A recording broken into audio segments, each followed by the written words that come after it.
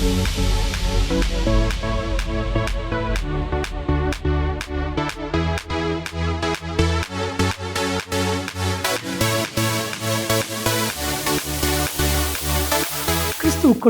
மிகவும் பிரியமானவர்களே, திருமறை தியானம் இந்த நிகழ்ச்சியை நமக்கு வழங்குகிற மதிப்பிற்குரிய டாக்டர் ரெவரண்ட் பால்ராஜ் அதிசயமணி ஐயா மும்பை பட்டணத்தில் மெத்தடிஸ்ட் திருச்சபையினுடைய போதகராய் பணியாற்றி இறைபணியை செய்தவர்கள். கடந்த 40 ஆண்டுகளாக இந்தியாவிலும் உலகத்தின் பல தேசங்களிலும் ஆண்டவருடைய அருள் வார்த்தையை வல்லமையாய் பிரசங்கித்து வருகிறார்கள். திருச்சபைகள், ஊழியர் நிறுவனங்கள், இன்னும் பல பகுதிகளிலே கர்த்தரால் வல்லமையாய் பயன்படுத்தப்பட்டு வருகிறார்கள். முழு வேதாமத்தை குறித்தான விளக்க உரையும் ஏறத்தாழ 125 புத்தகங்களும் கர்த்தர் அவர்களை கொண்டு எழுத வைத்திருக்கிறார். அவர்களுடைய எளிமையான பிரசங்கம், வல்லமை நிறைந்த கர்த்தருடைய வார்த்தை, ஆழமான கருத்துக்கள், வேதாகமத்தினுடைய ஆழமான விளக்க உரைகள் பலாயிரக்கணக்கான லட்சக்கணக்கான மக்களுக்கு மிகவும் பிரோஜனமாக, ரட்சிப்புக்கு ஏதுவாக கர்த்தர் அன்பு ஐயாவை பயன்படுத்தி வருகிறார். இப்பொழுதும் நமது கிராஸ்டிவில் திருமறை தியானம் என்கிற நிகழ்ச்சியில் கர்த்தர் அவர்களை பயன்படுத்துகிறார். இந்த நிகழ்ச்சியை மற்றவர்களுக்கு சொல்லுங்க, நீங்களும் பாருங்க. கர்த்தர் அன்பு ஐயாவை வல்லமையாக எடுத்து பயன்படுத்துவார். ஆண்டவருடைய பிரசன்னத்திலே மீண்டுமாக உங்களை காணுகையில் அதிக மகிழ்ச்சி அடைகிறேன். இந்நாளிலும் உங்கள் மத்தியில் வந்து உறவு கொள்ளவும், ஆண்டவருடைய வசனத்தை பகிர்ந்து கொள்ளவும் தருணம் கொடுத்து ஆண்டவரை துதிப்பதோடு உங்கள் அனைவருக்கும் என்னுடைய நன்றியை நான் தெரிவித்துக் கொள்கிறேன்.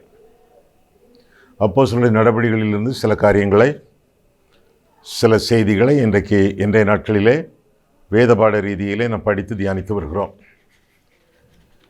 2ஆம் அதிகாரத்திலே பேதுருவின் பிரசங்கத்தை நாம் காண்கிறோம். நீளமான ஆழமான பிரசங்கம், அதிலே ஏராளமான செய்திகள், ஒரே செய்தியிலே ஏராளமான செய்திகள் அடங்கியிருக்கின்றன. அவற்றையெல்லாம் வரிசையாக நாட்களிலே நாம் பார்த்து வருகிறோம். முதலாவதாக யோவேல் தீர்க்க தரிசனம் நிறைவேறுதலை குறித்து நாம் கற்றோம். 2ஆவதாக இயேசுவின் நாமத்தினாலே கிடைக்கப்பெறும் ரட்சிப்பை குறித்து நாம் பார்த்தோம். 3ஆவதாக நசரேயனாகிய இயேசு செய்த அற்புதங்கள், அடையாளங்கள், பலத்த செய்கைகள், அவற்றை குறித்த காரியங்களை நாம் பார்த்தோம். பிறகு 4ஆவதாக இயேசு கிறிஸ்துவின் சிலுவை மரணம், அதை குறித்து பார்த்துவிட்டு 5ஆவதாக அவருடைய உயிர்த்தெழுதலை பார்த்தோம். பின்னர் 6ஆவதாக ஆண்டவர் வலது பார்சத்தில் வீற்றிருந்த காட்சியை குறித்து நாம் பார்த்தோம். இன்றைய நாளிலே பேதுரு சொல்லக்கூடிய தொடர் செய்தி என்ன? முதலாவதாக வசனங்களை வாசித்து விடுவோமே. அப்போஸ்தலர் 2ஆம் அதிகாரம் 36 முதல் 41 வரை முதலாவதாக வாசிப்போம். பிறகு என்ன தலைப்பு என்று பார்ப்போம். அப்போஸ்தலர் 2:36 முதல். ஆகையினால் நீங்கள் சிலுவையில் அறைந்த இந்த இயேசுவையே தேவன் ஆண்டவரும் கிறிஸ்துவுமாக்கினார் என்று இஸ்ரவேல் குடும்பத்தார் யாவரும் நிச்சயமாய் அறிய கடவர்கள் என்றார். இதை அவர்கள் கேட்டபொழுது இருதயத்தில் கொத்தப்பட்டவர்களாகி பேதுருவையும் மற்ற அப்போஸ்தலரையும் பார்த்து, சகோதரரே, நாங்கள் என்ன செய்ய வேண்டும் என்றார்கள். பேதுரு அவர்களை நோக்கி, நீங்கள் மனம் திரும்பி என்ற வார்த்தையின் அடிப்படையிலே இன்றைய நாளின் செய்தி. மனம் திரும்பி ஒவ்வொருவரும் பாவ மன்னிப்புக்கென்று இயேசு கிறிஸ்துவின் நாமத்தினாலே ஞானஸ்நானம் பெற்றுக்கொள்ளுங்கள், அப்பொழுது பரிசுத்த ஆவியின் வரத்தை பெறுவீர்கள். வாக்குத்தத்தமானது உங்களுக்கும் உங்கள் பிள்ளைகளுக்கும் நம்முடைய தேவனாகிய கர்த்தர் வரவழைக்கும் தூரத்தில் உள்ள யாவருக்கும் உண்டாயிருக்கிறது என்று சொல்லி இன்னும் அநேக வார்த்தைகளாலும் சாட்சி கூறி மாறுபாடுள்ள இந்த சந்ததியை விட்டு விலகி உங்களை ரட்சித்துக் கொள்ளுங்கள் என்றும் புத்தி சொன்னான். அவனுடைய வார்த்தையை சந்தோஷமாக ஏற்றுக்கொண்டவர்கள் ஞான ஸ்நானம் பெற்றார்கள். அன்றைய தினம் ஏறக்குறை 3000 பேர் சேர்த்து கொள்ளப்பட்டார்கள் என்று சொல்லி நாம் படிக்கிறோம். இன்றைய நாளின் செய்தியின் தலைப்பு மனம் திரும்புதல், ரிப்பன்டன்ஸ். மனம் திரும்புங்கள், மனம் திரும்புதல், இந்த மாதிரிப்பட்ட வார்த்தைகளை இன்றைக்கு பிரசங்க பீடங்களிலே, செய்திகளிலே, தொலைக்காட்சிகளிலே பார்ப்பது, கேட்பது அரிதாக காணப்படுகிறது. முக்கியமான செய்தி. பேதுரு பிரசங்கம் பண்ணிவிட்டு அவர்களை எல்லாம் அழைக்கிறான். மனம் திரும்புதலுக்கு நேராக அழைப்பதாக நாம் பார்க்கிறோம். பழைய ஏற்பாட்டிலே தீர்க்கதரிசிகள் எல்லாம் மனம் திரும்பு என்று சொன்னார்கள். பின்னர் யோவான் ஸ்நானன் மனம் திரும்புங்கள் பரலோக ராஜ்யம் சமீபித்திருக்கிறது என்று சொன்னான். இயேசுவானவர் மனம் திரும்புங்கள் என்று சொன்னார். அப்போஸ்தலர்கள் மனம் திரும்பு என்று சொன்னார்கள். குறிப்பாக இந்த 2ஆம் அதிகாரம் 38ஆம் வசனத்திலே. அதற்கு பிறகு ஊழியக்காரர்கள் மனம் திரும்பு என்று போதித்தார்கள். பின்னர் வெளிப்படுத்தல் விசேஷம் 2ஆம் 3ஆம் அதிகாரங்களில் உள்ள கடிதங்களிலே 7 சபைகளுக்கு எழுதப்பட்ட நிருபங்களிலே மனம் திரும்பு என்று ஏறக்குறைய 6 சபைகளிலே சொல்லப்பட்டிருப்பதாக நாம் பார்க்கிறோம். இன்றைக்கோ மனம் திரும்பு என்று சொல்லக்கூடிய ஊழியர்கள் வெகு சிலராக காணப்படுகிறார்கள். என்ன விஷயம் என்று தெரியவில்லை. ஒருவேளை அவர்கள் இன்னும் மனம் திரும்பவில்லையோ என்னவோ. மனம் திரும்பு, கால் டு கமிட்மெண்ட், ஆண்டவருக்கு ஒப்புக் கொடுப்பதற்கு ஒரு அழைப்பு. பேதுருவின் பிரசங்கத்தை கேட்ட பொழுது அவர்கள் என்ன சொன்னார்கள்? 37ஆம் வசனம். இதை அவர்கள் கேட்ட பொழுது இருதயத்தில் குத்தப்பட்டவர்களாகி பேதுருவை மற்ற அப்போஸ்தலரையும் பார்த்து, சகோதரரை நாங்கள் என்ன செய்ய வேண்டும் என்றார்கள். இது பொதுவான கேள்வி. என்ன செய்ய வேண்டும் என்று கேட்டார்கள் என்று சொல்லி இங்கே இந்த பகுதியிலே நான் வாசிக்கிறோம்.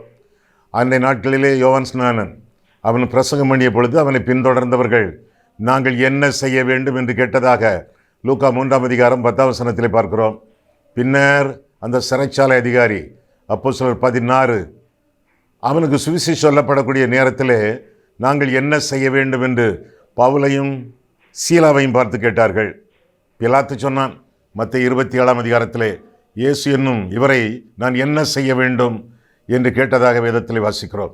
ஆண்டவரை பற்றி சொல்லும் பொழுது, ஆண்டவருடைய சுவிசேஷத்தை கேட்ட பொழுது என்ன செய்ய வேண்டும், செயல்களிலே அவர்கள் முக்கியமாக ஈடுபடுவதாக நாம் வேதத்தில் வாசிக்கிறோம்.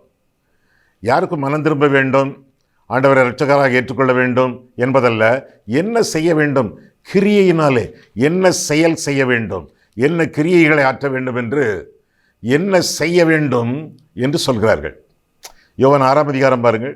யோவான் 6ஆம் அதிகாரத்தில் அப்போஸ்தலர் 2 உங்கள் விரல் இருக்கட்டும், புக் மார்க் மாதிரி அல்லது ஏதாவது ஒரு புக் மார்க் வைத்துவிட்டு அப்போஸ்தலர் 6க்கு வாருங்கள். இந்த வசனம் நீங்கள் பார்க்க வேண்டிய வசனம், கேட்க வேண்டிய வசனம், நிறைய பேருக்கு தெரியாத வசனம், பல போதகர்கள் சொல்லாத வசனம். அப்போஸ்தலர் 6:28.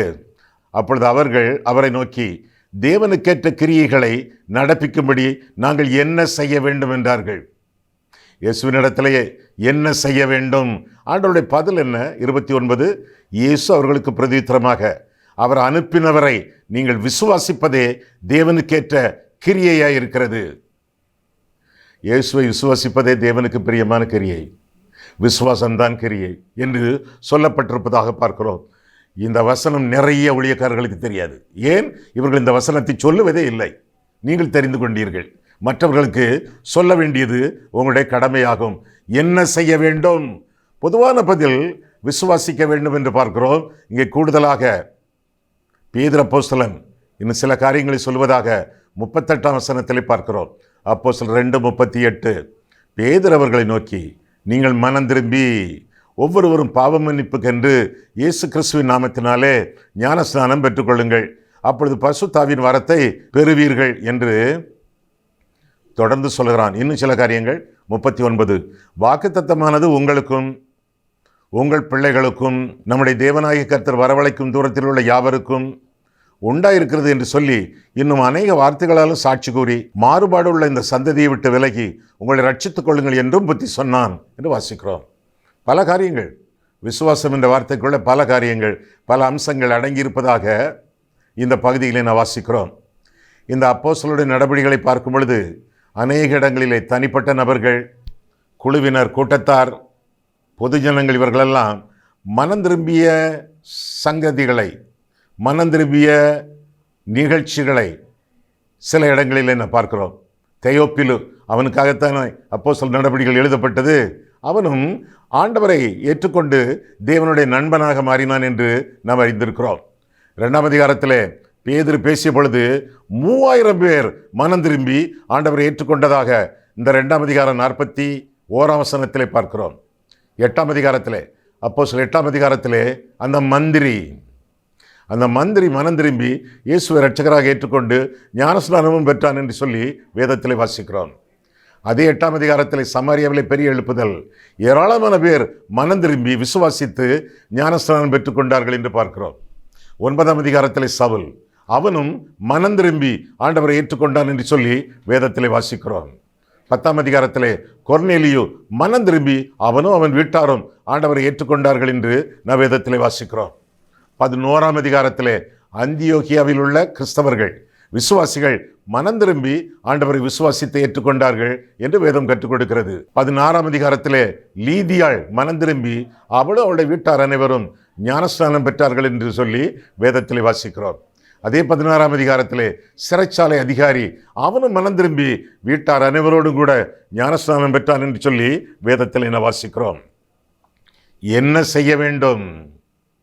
என்ன செய்ய வேண்டும்? இருதயத்தில் குத்தப்பட்டவர்களாகி அவர்கள் கேட்கக்கூடிய கேள்வி, என்ன செய்ய வேண்டும்? என்ன செய்ய வேண்டும்? இந்த கேள்விக்கு சரியான பதிலை நாம் கண்டுபிடிக்காவிட்டால் நாம் வாழ்வதிலே அர்த்தம் இல்லை.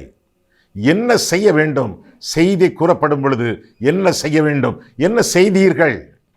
என்ன செய்ய போகிறீர்கள்? அதிலே தான் உங்களுடைய வருங்கால வாழ்க்கையே அடங்கி இருக்கிறது. சிலர் போதிப்பார்கள், சட்ட ரீதியிலே சடங்காச்சாரத்தின் அடிப்படையிலே தேவனை கிட்டிச் சேரலாம் என்று போதிப்பார்கள்.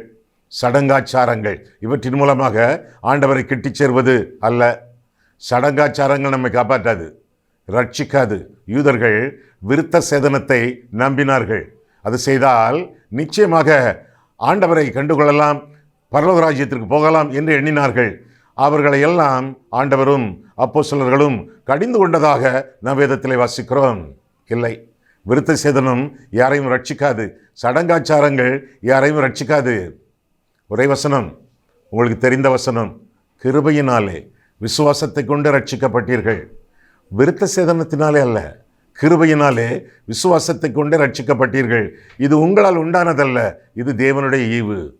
ஒருவரும் பெருமை பாராட்டாதபடிக்கு இது கிரியைகளினால் உண்டானதல்ல, இது சன்மார்க்க கிரியினாலும் உண்டானதல்ல, இது சடங்காச்சார கிரியினாலும் உண்டானதல்ல என்று சொல்லி வேதம் நமக்கு கற்றுக் கொடுக்கிறது. எபேசியர் 2ஆம் அதிகாரம் 8ஆம் 9ஆம் வசனத்திலே, கிரியைகளினாலே ரட்சிப்பு அல்ல, ரட்சிக்கப்பட்ட பின் அந்த ரட்சிப்பின் அனுபவத்தை கிரியைகளிலே நாம் அறிக்கையிடுகிறோம். அதுதான் வேதம், அதுதான் வேதத்தின் போதனையாக இருக்கிறது என்று சொல்லி வேதத்திலிருந்து நாம் தெளிவாக வாசிக்கிறோம். எபேசியர் 2ஆம் அதிகாரம் 8, 9, கிருபையினாலே விசுவாசத்தை கொண்டு ரட்சிக்கப்பட்டீர்கள். விசுவாசத்தினாலே ரட்சிப்பு அல்ல, கிருபையினாலே. கிருபை கொடுக்கிறது, விசுவாசம் வாங்குகிறது. தேவனுடைய கிருபை ரட்சிப்பை வழங்குகிறது. தேவன் நமக்கு தந்த விசுவாசம் ரட்சிப்பை வாங்குகிறது. அவ்வளோதான். எப்படி? கொஞ்சம் நடித்து காட்டட்டுமா? கிருபையினாலே, தேவனுடைய கிருபை, தேவனுடைய கிருபையினாலே விசுவாசத்தை கொண்டு ரட்சிக்கப்பட்டீர்கள். இது உங்களால் உண்டானதல்ல, இது தேவனுடைய ஈவு. விசுவாசம் என்பது ஏறக்குறைய ஒரு பாத்திரம், பிச்சை எடுக்கக்கூடிய பாத்திரம் என்று கூட சொல்லலாம், திருவோடு என்று சொல்லலாம். கிருபையினாலே விசுவாசத்தை கொண்டு ரட்சிக்கப்பட்டீர்கள். இது உங்களால் உண்டானதல்ல, இது தேவனுடைய ஈவு. ஒருவரும் பெருமை பாராட்டாதபடிக்கு இது கிரியைகளினால் உண்டானதல்ல. சன்மார்க்க கிரியைகளோ சடங்காச்சார கிரியைகளோ ரட்சிப்பை கொடுக்காது. ஐயா, அப்போ கிரியைகளுக்கு ரட்சிப்பில் என்ன இடம்? ஏற்கனவே சொன்னேன், கிருபையினாலே விசுவாசத்தை கொண்டு ரட்சிப்பு. அப்போ கிரியைகள் ரட்சிக்கப்பட்டிருக்கிறோம் அல்லவா? அந்த ரட்சிப்பை நாம் வெளிப்படுத்தக்கூடிய முறை கிரியைகள். கிரியைகளினாலே ரட்சிப்பு அல்ல, ரட்சிக்கப்பட்ட பின் அந்த ரட்சிப்பை கிரியைகளிலே நாம் அறிக்கையிடுகிறோம். அதுதான் வேதம், அதுதான் போதனை. அதைத்தான் இதுவரை பார்த்து கொண்டிருக்கிறோம்.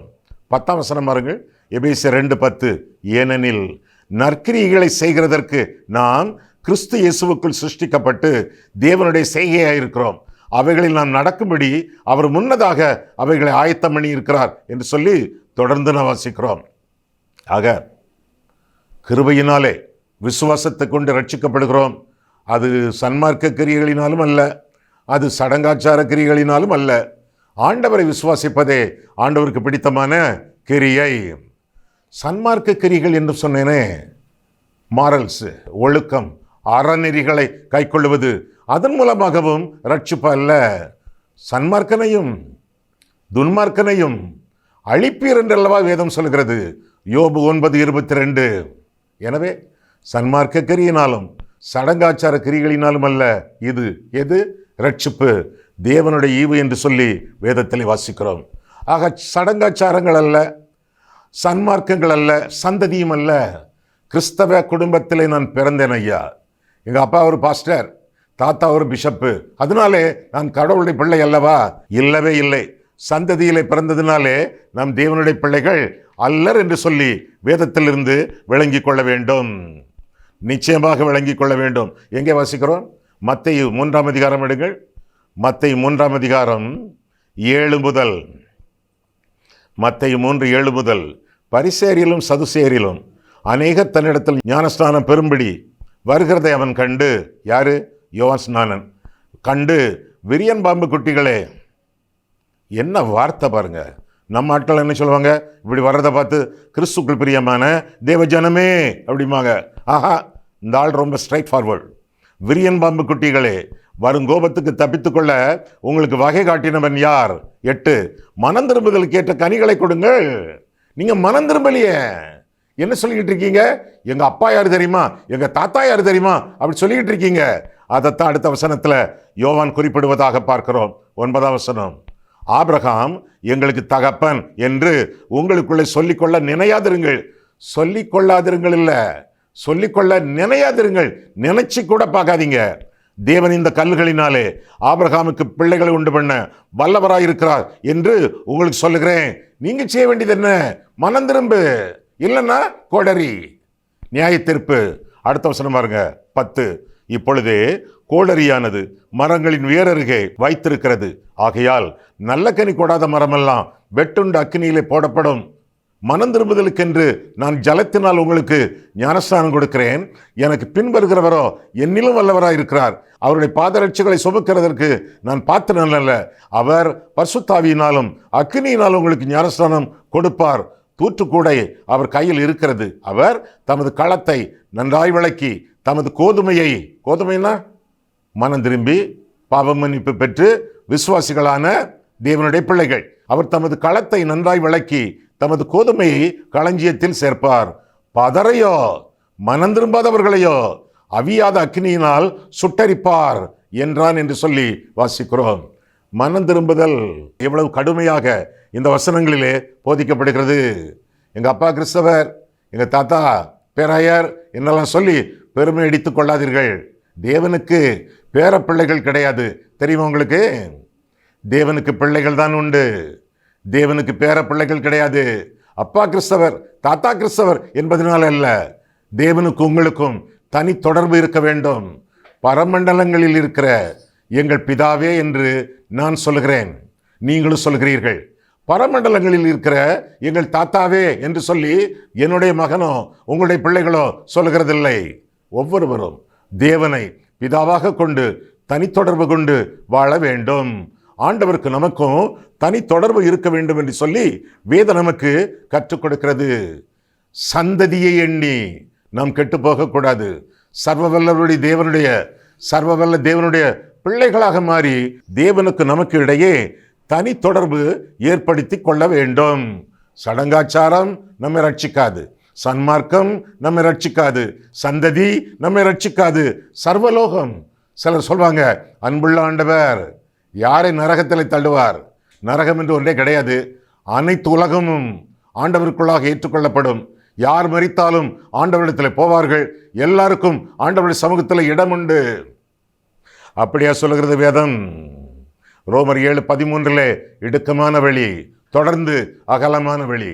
இடுக்கமான வழி ஜீவனுக்கு ஏதுவானது, அகலமான வழி நரகத்துக்கு ஏதுவானது. அகலமான வழியிலே பிரவேசிக்கிறவர்கள் நரகத்துக்கு செல்வார்கள், அக்கினியிலே வந்து அடைவார்கள், கேட்டுக்கு செல்வார்கள். இடுக்கமான வழி ஜீவனுக்கு ஏதுவான வழி, மனம் திரும்பி ஆண்டவரை இரட்சகராக ஏற்றுக்கொண்டவர்களுடைய வழி ஜீவனுக்கு ஏதுவானது, மோட்சத்துக்கு செல்வார்கள். யூனிவர்சலிசம், சர்வலோக போதனை, இதெல்லாம் வேதத்திற்கு புறம்பான போதனையாக விளங்குகிறது.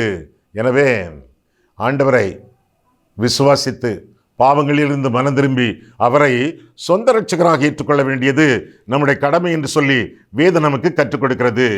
ஒரு வசன தொகுப்பை நாம் பார்த்து விடுவோமா? 1 கொரிந்தியர் எடுங்கள். ஆச்சரியமான வசனங்கள், நாம் அல்ல தட்டிய வசனங்கள், நிறுத்தி நிதானமாக தியானிக்காத வசனங்கள், நமக்கு தெளிவாக திருச்சபையிலே சொல்லி போதிக்கப்படாத வசனங்கள். 1 கொரிந்தியர் 10:1 முதல் கருத்தாக இப்பொழுது நீங்கள் கவனிப்பீர்கள். 1 கொரிந்தியர் 10, இப்படி இருக்க சகோதரரே, நீங்கள் எவைகளை அறிய வேண்டும் என்றிருக்கிறேன் என்றால், நம்முடைய பிதாக்கள் எல்லாரும் மேகத்துக்கு கீழாய் இருந்தார்கள், எல்லாரும் சமுத்திரத்தின் வழியாய் நடந்து வந்தார்கள். யாரவங்க? இஸ்ரவேல் ஜனங்கள், எகிப்திலிருந்து தப்பி ஓடி வந்தவர்கள். 2ஆம் வசனம், எல்லாரும். இந்த எல்லாரும்னா யாரு? இஸ்ரவேல் ஜனங்கள். ஆண்களா பெண்களா? 2 பேரும் தான். வயது வந்தவர்களா வயது வராதவர்களா, சின்ன பிள்ளைகளா சிசுக்களா? எல்லாரும் யாரு? எல்லாரும். எல்லாரும் தான். எல்லாரும் மோசைக்குள்ளாக மேகத்தினாலும் சமுத்திரத்தினாலும் ஞான ஸ்நானம் பண்ணப்பட்டார்கள். எல்லாரும் ஞான ஸ்நானம் பண்ணப்பட்டார்கள். ஞான ஸ்நானம் என்ன? அது ஒரு சடங்காச்சாரமாச்சே. ஆண்டவர் சொல்லுகிறார், வேதம் சொல்லுகிறது. யோவான் அறிமுகப்படுத்திய ஞான ஸ்நானம் வேதத்திலே வாசிக்கிறோம். எசேனிய வகுப்பு.